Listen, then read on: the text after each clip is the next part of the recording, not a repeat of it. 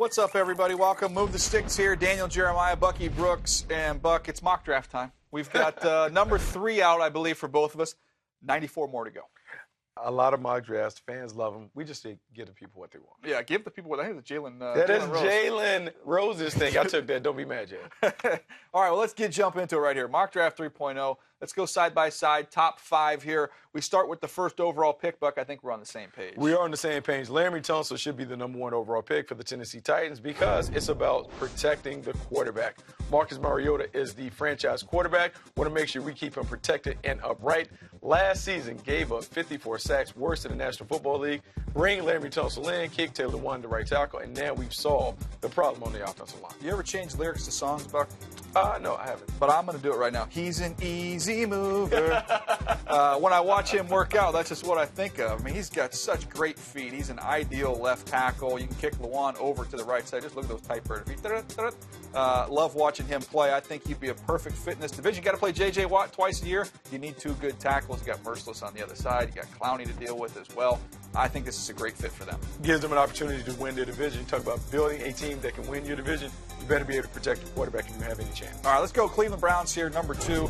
This one we don't agree. We agree on position. We just don't agree on player here. I got CARSON Wentz from North Dakota State. You see him running right here.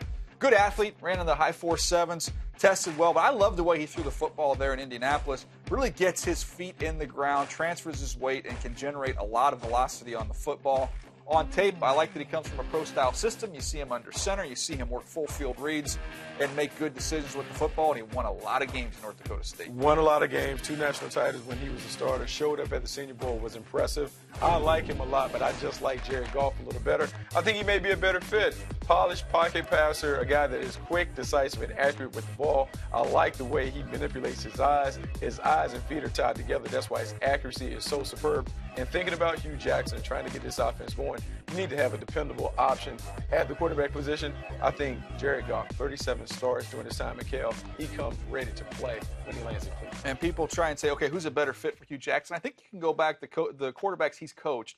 You can find very similar players to both Goff and with Wentz. I think they get either one of these guys. They're going to be in good shape going forward. Yeah, I think they both will be terrific in Cleveland. It's just a matter of what he likes at the position. All right, your number 1 player overall, you have going number 3 to the San Diego Chargers. Jalen Ramsey, to me, is the perfect fit and replacement for Eric Weddle. Eric Weddle was a ball hawk for the San Diego Chargers, a guy that did a lot of things during his prime. I now believe that Jalen Ramsey is a guy that can come in and act as that Swiss Army knife in that defense. He can do anything between the hashes that you want to see. Nickel, coming off the slot, blitzing, making plays against the run, drop back into the deep middle and protect the deep ball. I love his athleticism. I like his high IQ, and I like that he's a little feisty. I think they need a little attitude on that defense. I'll tell you what, Bucky, the more I think about this decision for my number 1 overall player, I have Tunsil 1, I have Ramsey 2.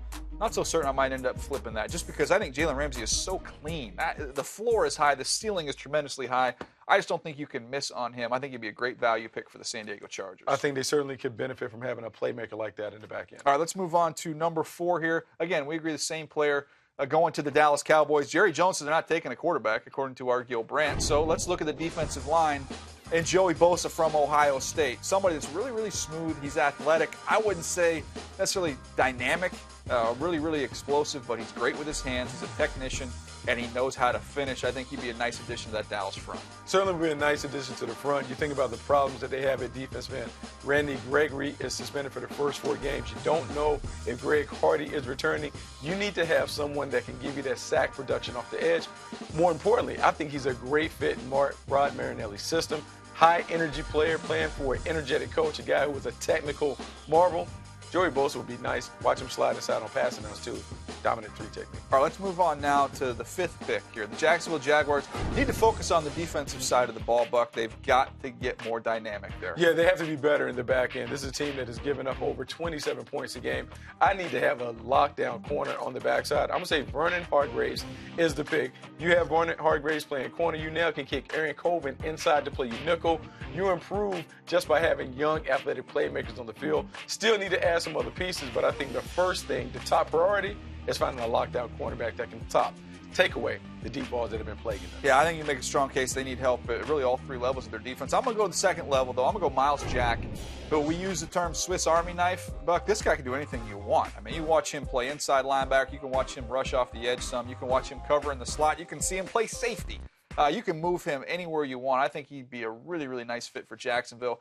Playmakers. That's what they need on the defensive side of the ball. Hargraves would give him that. Myles Jack would help as well. Most importantly, both players bring attitude, toughness, and the physicality that they want. They need to change the tenor of their defense. Add players like this will help them be a little gritty. All right, let's recap here. Let's take a look at the top 5. According to Bucky and myself, we agree on picks 1, 3, and 4. Picks 2 and 5, the Browns and the Jags, we have going in different directions, but we both like those 4 players there. I think if this holds true, each of these 5 teams are going to be very happy with what they get on draft day. Absolutely. A lot of high-fiving in the draft. Always some high-fiving. That's a good sign. When you're not high-fiving in the draft room, no bueno. Anyways, for more on Bucky and myself, talking about mock drafts, I think Lance Zierlein will have one. Charles Davis has a new mock draft as well. Go to NFL.com/mockdraft.